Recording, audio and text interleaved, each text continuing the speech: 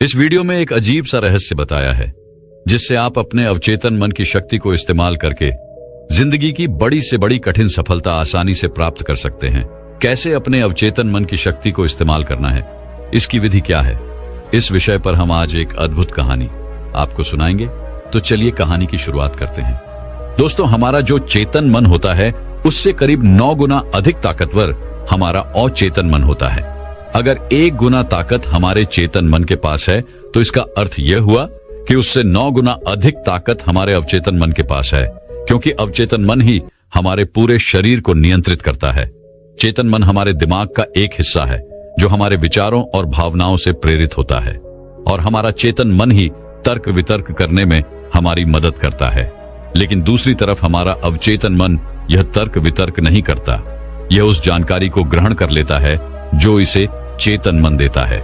इसीलिए जैसा हम अपने अवचेतन मन में सोचते हैं वैसे ही हम बनते चले जाते हैं। क्या आपने कभी इन बातों पर विचार किया है कि कोई व्यक्ति दुखी क्यों है और वहीं पर दूसरा व्यक्ति इतना सुखी क्यों है?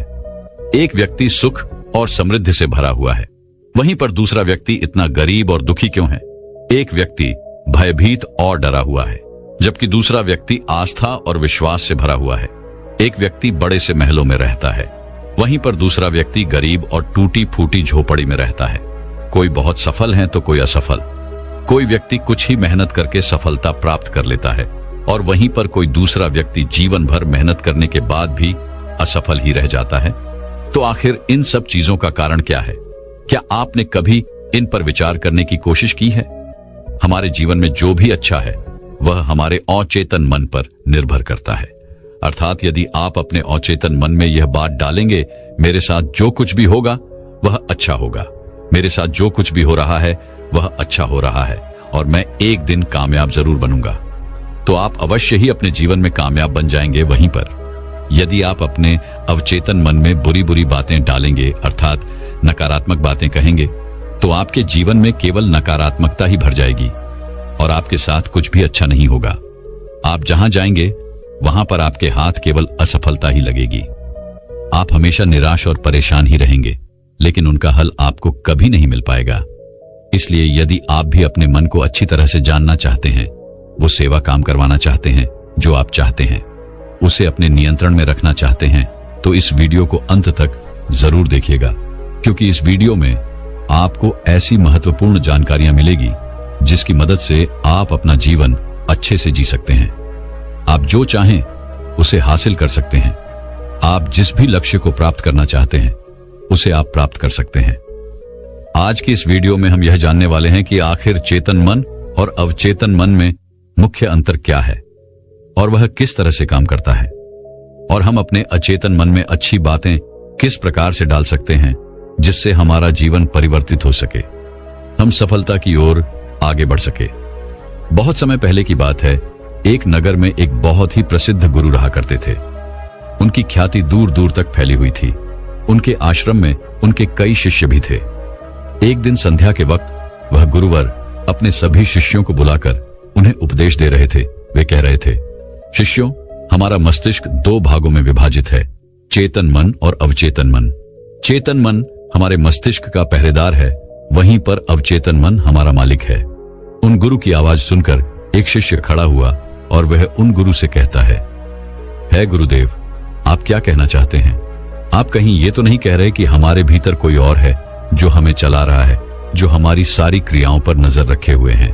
इस पर गुरुवर उस शिष्य को मुस्कुराते हुए कहते हैं, भंते, मैं तुम्हें एक छोटी सी कहानी सुनाता हूं। इस कहानी में तुम्हें तुम्हारे सवालों का जवाब मिल जाएगा। इस कहानी को ध्यानपूर्वक सुनना और इसे समझने का प्रयास करना। आगे गुरुवर कहानी बताते हुए कहते हैं, बहुत समय पहले की बात है। एक नगर में एक बहुत ही धनी सेठ रहा करता था और उसकी एक बड़ी सी हवेली भी थी।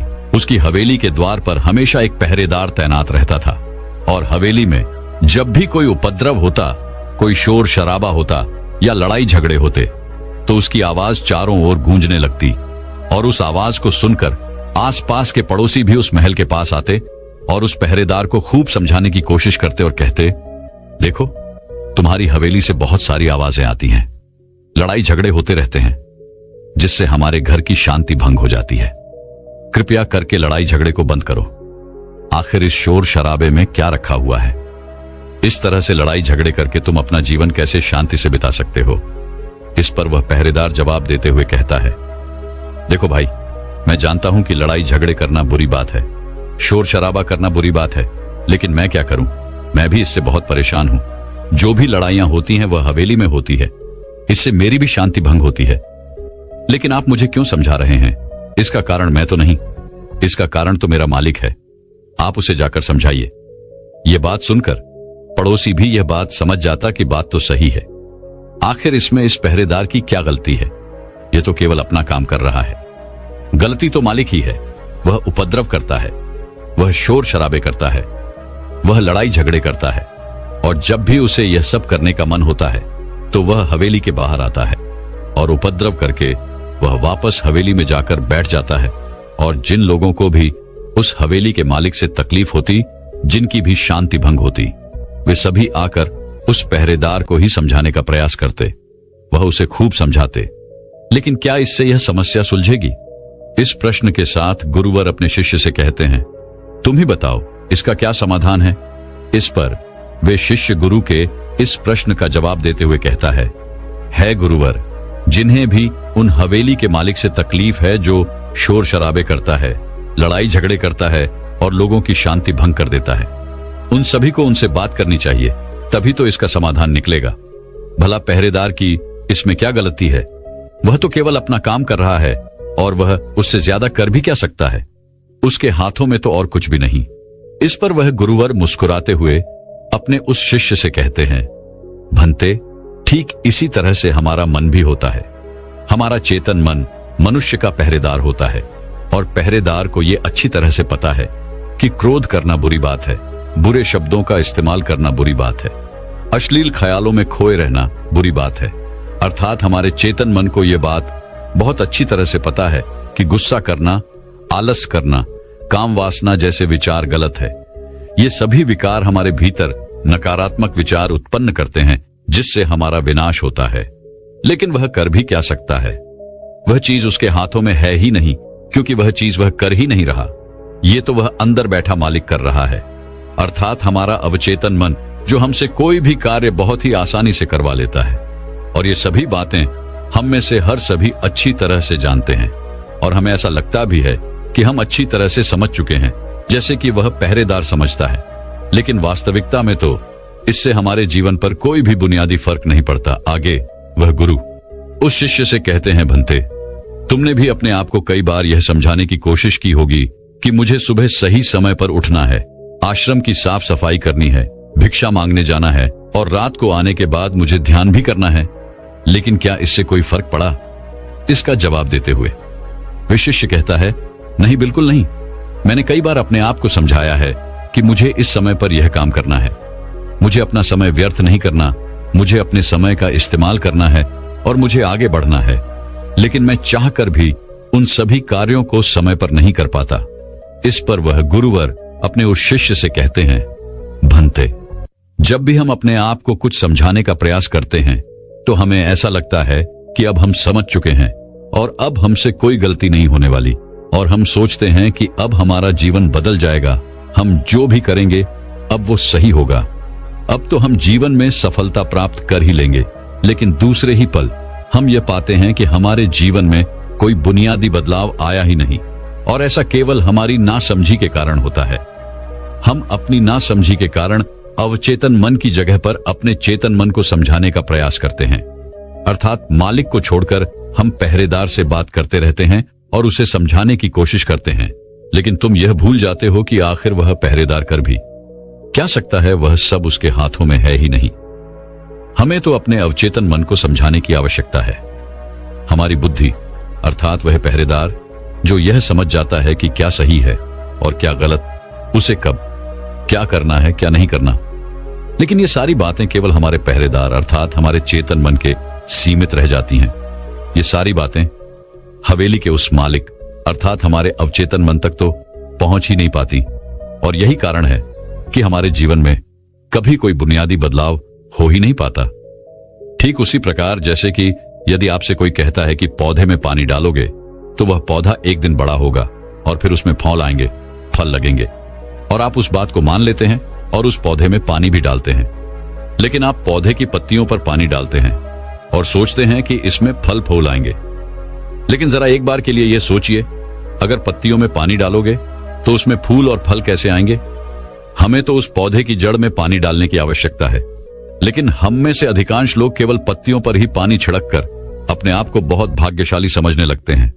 लेकिन वे यह भूल जाते हैं कि जो पानी वह पत्तियों पर छिड़क रहे हैं, वह पानी पेड़ की गहराइयों में तो जा ही नहीं पा रहा। तो ऐसे में उस पौधे पर फल और फूल कैसे लगेंगी? ठीक इसी प्रकार हम भी अपने मन के साथ ऐसा ही करते हैं, और यही कारण है कि हम अपने जीवन में जो भी चाहते हैं वह हमें नहीं मिल पाता। हम अपने जीवन में फल और फूल चाहते हैं, लेकिन वह हमें नहीं मिल पाता। इस पर शिष्य उन गुरुवर से कहता है गुरुवर, तो फिर हमें क्या करना चाहिए? क्या ऐसा कोई उपाय है जिससे हम अपने चेतन मन की सारी बातें अपने अवचेतन मन तक पहुंचा सकें? ऐसी कोई प्रक्रिया है जिसमें हम अपने संदेश को अपने अवचेतन मन तक पहुंचा सके? इस पर वह गुरुवर शिष्य से कहते हैं, भंते, यदि तुमने अपने संदेश को अवचेतन मन तक पहुंचा दिया, तब तुम जो चाहोगे वो इच्छा प्राप्त कर सकते हो। तुम जैसा चाहो उस लक्ष्य को प्राप्त कर सकते हो, क्योंकि हमारा अवचेतन मन हमारे चेतन मन से 9 गुना अधिक शक्तिशाली होता है। आपने कभी ना कभी यह देखा ही होगा कि एक मनोवैज्ञानिक जब किसी के मन के गुप्त राज को जानने की कोशिश करता है, तब वह मनोवैज्ञानिक जब उसके मन की बात को बाहर निकलवाना चाहता है, उसके अतीत में जो भी घटना घटी है उसमें साफ साफ रूप से प्रवेश करना चाहता है, तो इसके लिए वह हिप्नोटिज्म का उपयोग करते हैं। और आप में से अधिकांश लोगों ने इस प्रक्रिया को देखा ही होगा। इस प्रक्रिया का प्रयोग करके मन की सारी सूचनाएं अपने आप ही बाहर निकलती हैं। इस प्रकार किसी के भी मन को काबू में करके हम उससे जो चाहे वो कार्य करवा सकते हैं। हाँ, अब आपके मन में यह भी प्रश्न उठ रहा होगा कि शायद वो सभी हमारे अवचेतन मन की चाल को समझते हैं, वह इसे अच्छी तरह से जानते हैं कि उसे किस तरह से अपने काबू में किया जाता है। तो इसका जवाब बड़ा ही सीधा और सरल है, और इसका जवाब है हाँ, क्योंकि उन्होंने इसके ऊपर कई बार प्रयोग किया होता है और वह इसमें इतने निपुण हो जाते हैं कि वह किसी भी दूसरे मन पर अपना काबू कर सकते हैं।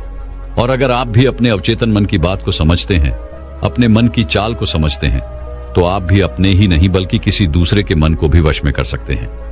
आगे गुरुवर अपने उस शिष्य से कहते हैं, भंते, अपने अचेतन मन तक संदेश पहुंचाने के लिए आपको अपने चेतन मन को शांत करना होगा, उसे सुलाना होगा। और ऐसा इसलिए क्योंकि हमारा चेतन मन तर्क वितर्क करने में माहिर है। वो एक पहरेदार है, वो हमारी रक्षा के लिए हमेशा तैनात रहता है। इसलिए जब भी तुम अपना कोई संदेश उस चेतन मन तक पहुंचाने की कोशिश करोगे, तो वह तुमसे तर्क वितर्क जरूर करेगा और हमें अपनी बात अपने मालिक तक पहुंचाने की हमें इजाजत तक नहीं देगा।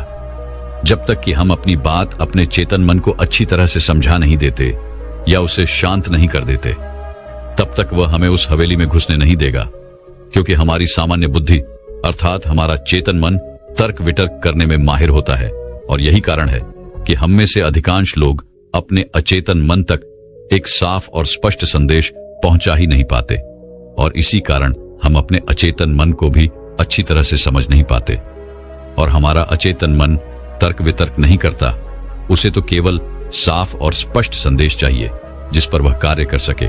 और उस तक हम साफ और स्पष्ट संदेश तभी पहुंचा सकते हैं जब हमारा मन पूरी तरह से शांत रहेगा, जब हमारे मन में और कोई विचार नहीं होंगे। और यही कारण है कि जब एक मनोवैज्ञानिक किसी के मन पर प्रयोग करता है, उसके मन को काबू करने की कोशिश करता है, उससे मनचाही बात निकलवाने की कोशिश करता है, तो सबसे पहले वह उसके चेतन मन को ही सुनाता है। आपने कहीं ना कहीं यह तो देखा ही होगा कि उनके सामने एक पेंडुलम जैसी चीज उनकी आंखों के सामने रख दी जाती है और उसे घुमाया जाता है, जिसे लगातार देखने के बाद वो व्यक्ति पूरी तरह से निद्रा में चला जाता है। और इस कारण उसका चेतन मन पूरी तरह से शांत हो जाता है। और जब उसका पहरेदार पूरी तरह से सो जाता है और उसके पास तर्क वितर्क करने के लिए कोई नहीं बचता, तब वह वैज्ञानिक आसानी से उस हवेली में जाता है और उस मालिक से जी भर के बातें करता है। जो बातें वह चाहता है वह बातें वह उससे निकलवा देता है। तिबेट के एक महान दार्शनिक ने कहा था कि अगर बात समझ में आ जाए तो आपका जीवन परिवर्तित हो जाता है। लेकिन उन्होंने वह बात उस समय के लोगों के लिए कही थी क्योंकि उस समय तिब्बत और बाकी दुनिया के लोग बहुत सरल हुआ करते थे। उनका मन बहुत साफ हुआ करता था और उनको जो भी बातें बताई जाती थी वह उन बातों को बड़ी शांतिपूर्वक सुनते और समझते थे। उस समय कोई भी तर्क वितर्क नहीं करता था, और जब कोई व्यक्ति तर्क वितर्क करने में माहिर होता था तो वह उसे तर्क वितर्क करने देते और शांति से केवल उसकी बातें सुनते। जब तक कि व्यक्ति तर्क वितर्क करके थक न जाए तो वह गुरु के पास वापस आता है और उनसे कहता है गुरुवर, मैं अब तर्क वितर्क करके थक चुका हूं, लेकिन उससे मुझे कुछ भी हासिल नहीं हुआ। कृपया करके अपना कोई मार्ग बताइए। आप मुझे अपने तरीके से समझाए, अब मैं उसमें कोई भी अवरोध उत्पन्न नहीं करूंगा। ठीक इसी प्रकार से हमारी बुद्धि भी काम करती है।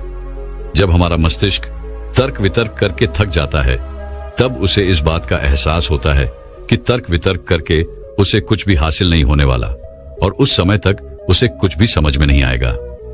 दोस्तों, महात्मा बुद्ध अपनी बातों को 3 बार दोहराया करते थे, और यदि कोई बात आपसे 3 बार कही जाए तो क्या आप उस बात को सुन पाएंगे? मान लीजिए आप किसी चिकित्सक के पास जाते हैं और वह चिकित्सक आपसे 1 बार कहता है कि आप ठीक हैं, आपको कुछ नहीं हुआ, तो ये बात आप सुन लेते हैं और आपको यह बात समझ में आ जाती है कि मैं ठीक हूं और मुझे कुछ भी नहीं हुआ। लेकिन अगर वही चिकित्सक आपसे बार बार वही बात कहे, बार बार वह वही बात दोहराए, तो क्या आपको क्रोध नहीं आएगा?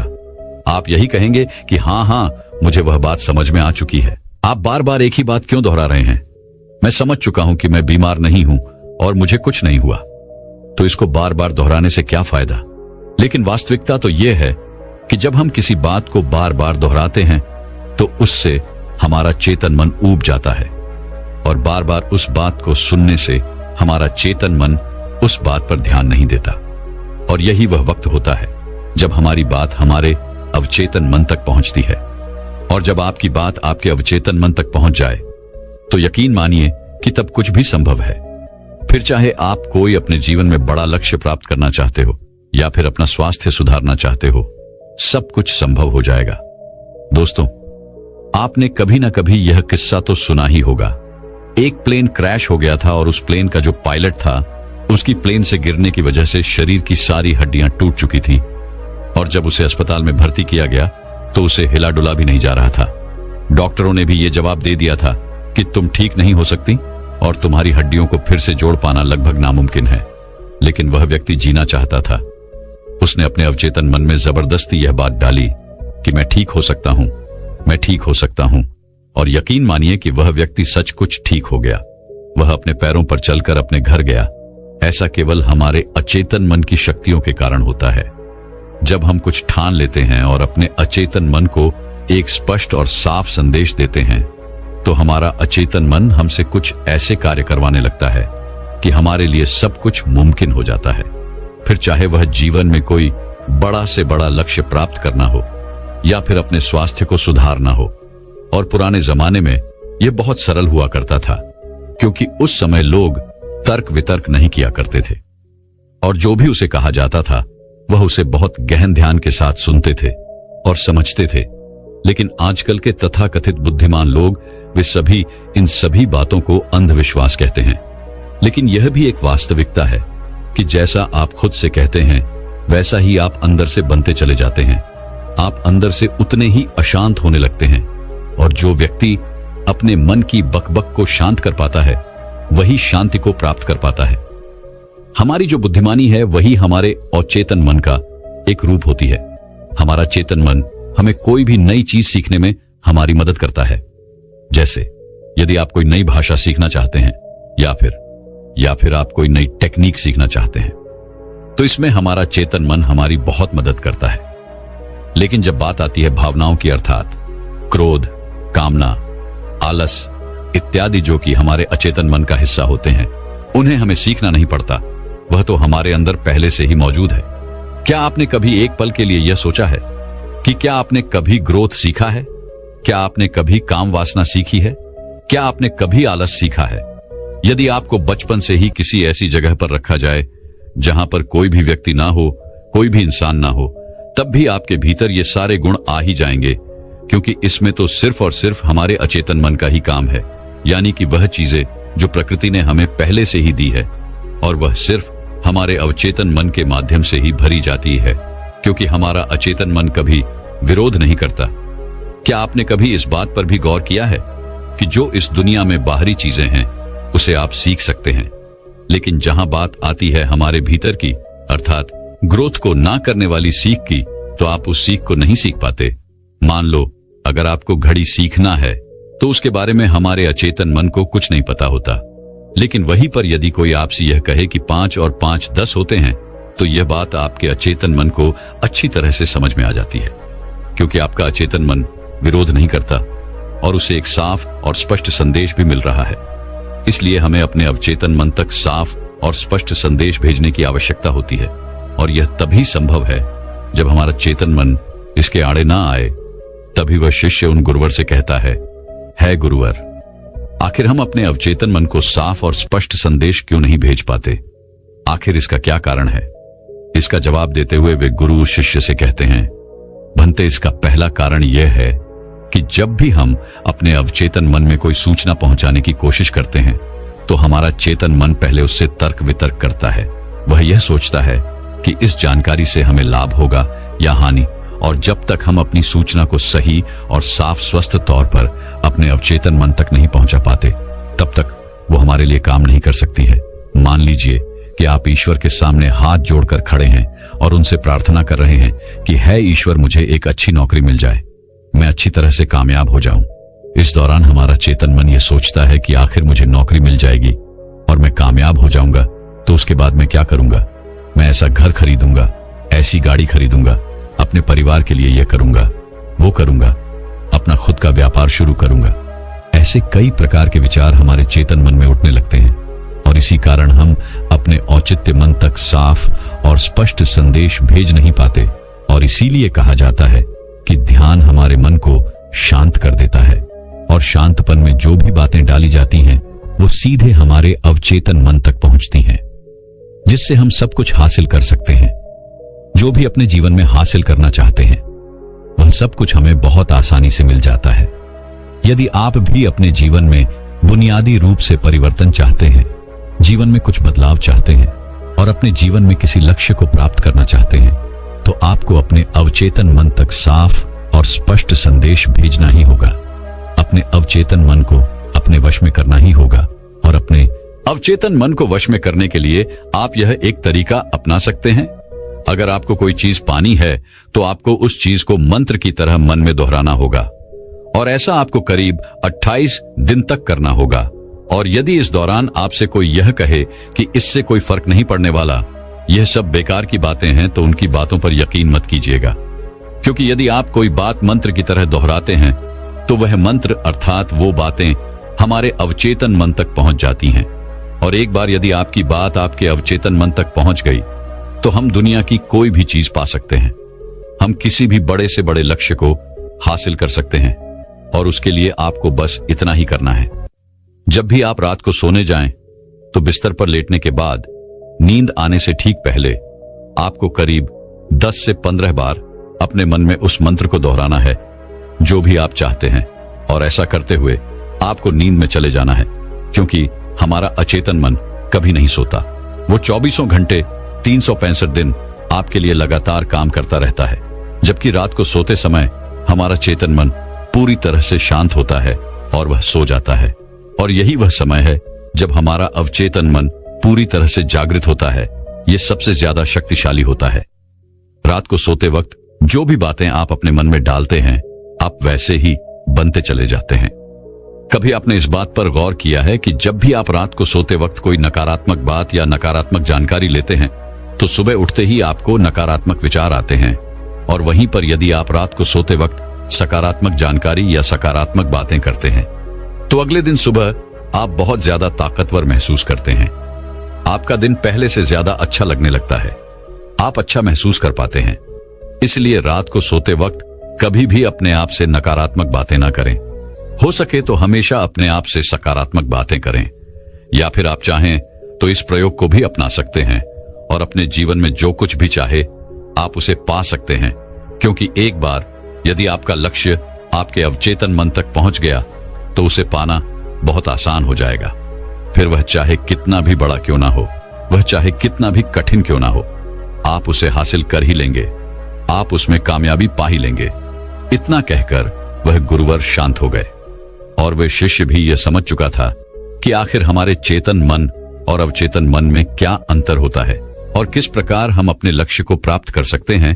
तो दर्शकों, चलिए अब सफलता पाने के ऊपर अगली रोचक कहानी की शुरुआत करते हैं।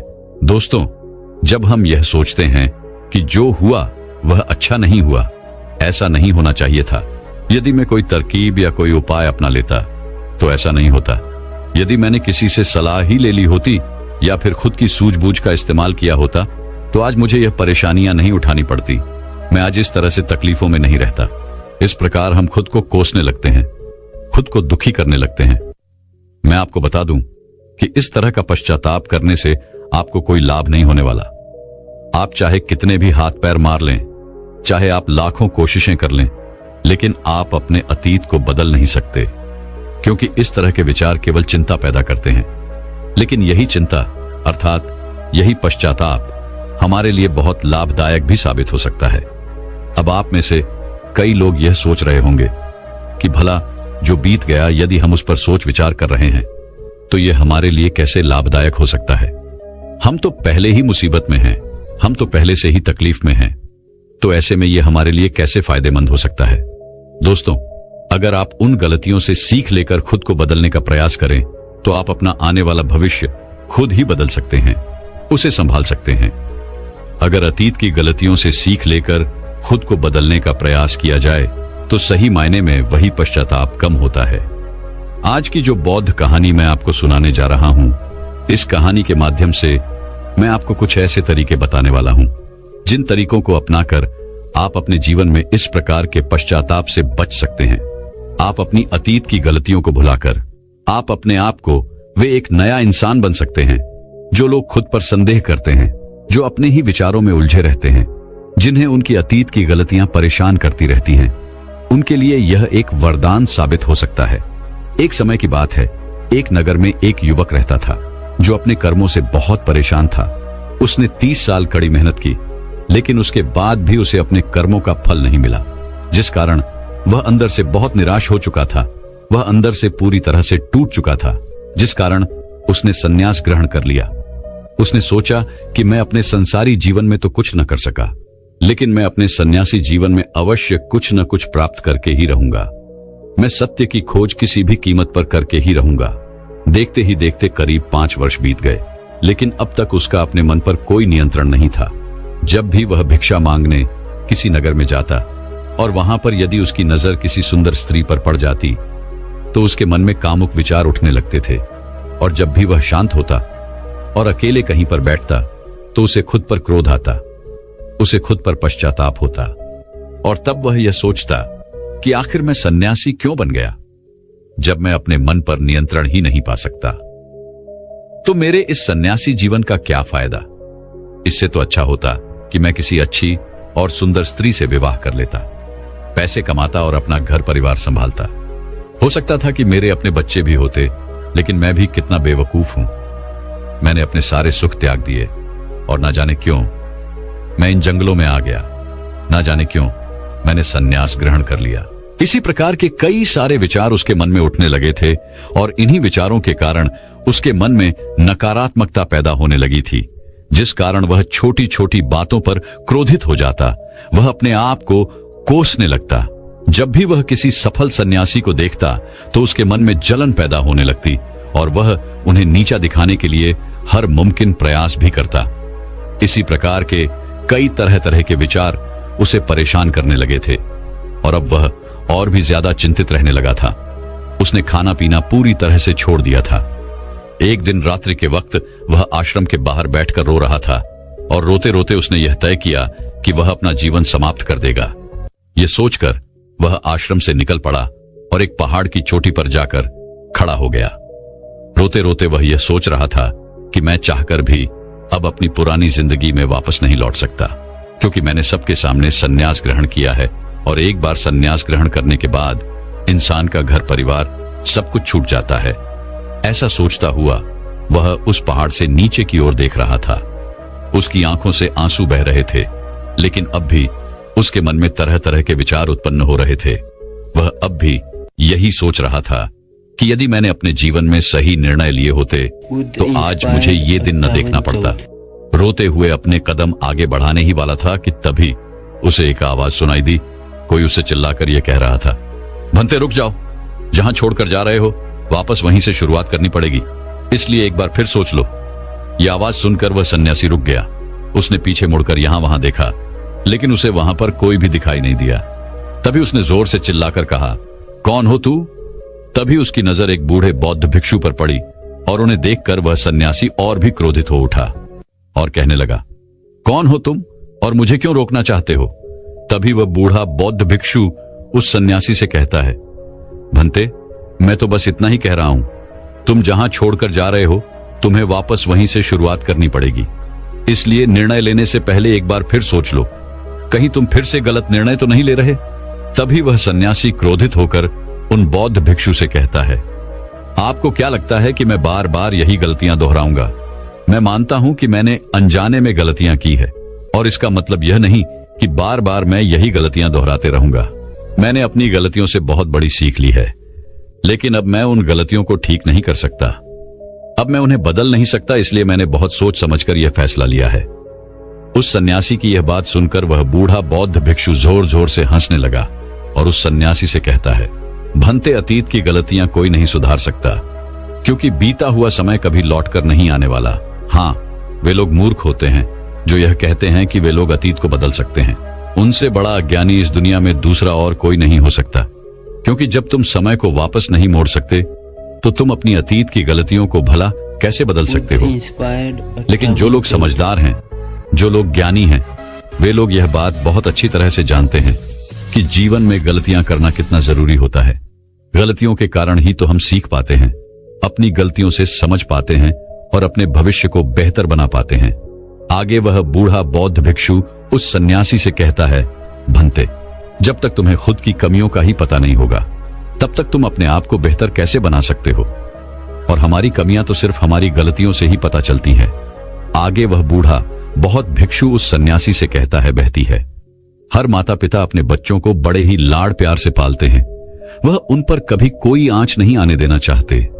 वह यह नहीं चाहते कि उनका बेटा कभी कोई गलतियां करे और उसे कोई तकलीफ हो, लेकिन वह यह भूल जाते हैं कि जीवन एक युद्ध का मैदान है जहां हम खुद अपनी गलतियों से सीखते हैं और एक योद्धा बनते हैं।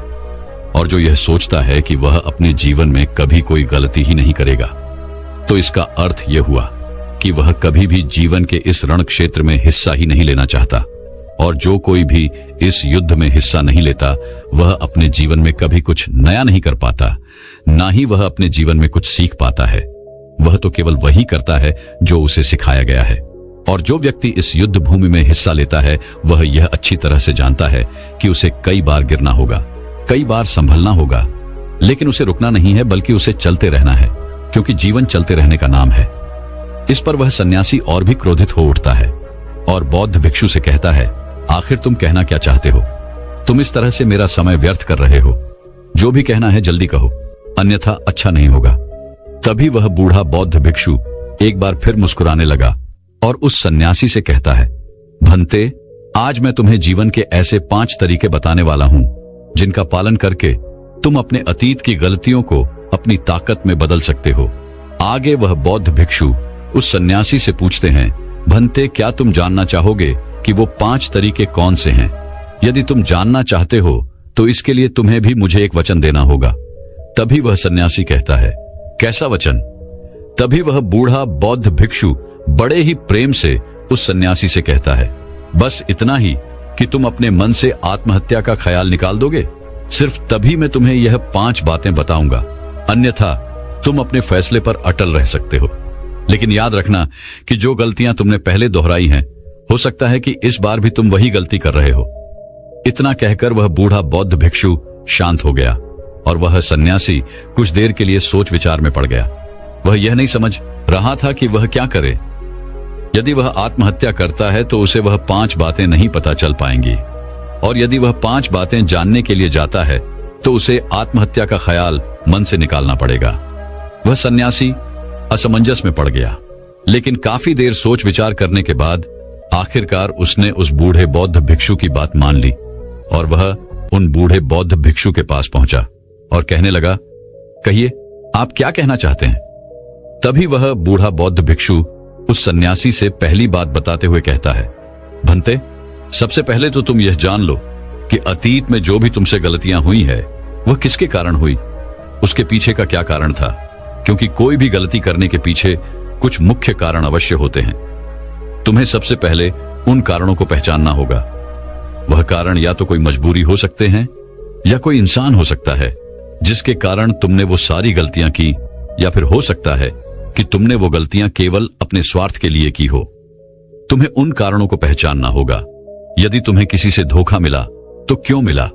क्या तुमने कभी इसके ऊपर विचार किया है? क्योंकि शायद तुमने उस पर हद से ज्यादा विश्वास किया होगा। एक बार यदि तुमने उस कारण को पकड़ लिया और उसे जान लिया तो तुम यह समझ पाओगे कि तुमने कहां कमी रह गई, तुमने कहां पर गलती की, और एक बार यदि तुम अपनी गलती को समझ जाओगे तो तुम उसे सुधार भी सकते हो ताकि वैसी गलती भविष्य में तुमसे दोबारा ना घटे। आगे वह बूढ़ा बौद्ध भिक्षु उस सन्यासी से कहता है, गलतियां हमें दुख नहीं देती। दुख हमें तब होता है जब हम अपनी गलतियों को बार बार दोहराते हैं, जब हमें इस बात का एहसास होता है कि शायद हम अपनी गलती को अब सुधार नहीं सकते और शायद हमारे भीतर अब उतना आत्मबल नहीं बचा कि हम उन गलतियों से सीखकर उन्हें सुधार सकें। जब हमें खुद पर संदेह होने लगता है, खुद पर संशय होने लगता है, तब हमें पीड़ा होती है। किंतु एक बार, केवल एक बार यदि तुम यह समझ जाओ कि गलती करके जब हम उससे सीख लेते हैं और उस गलती को सुधारने का हर मुमकिन प्रयास करते हैं तो हमारे भीतर एक विश्वास जाग उठता है और फिर हमें कभी कोई दुख नहीं परेशान करता।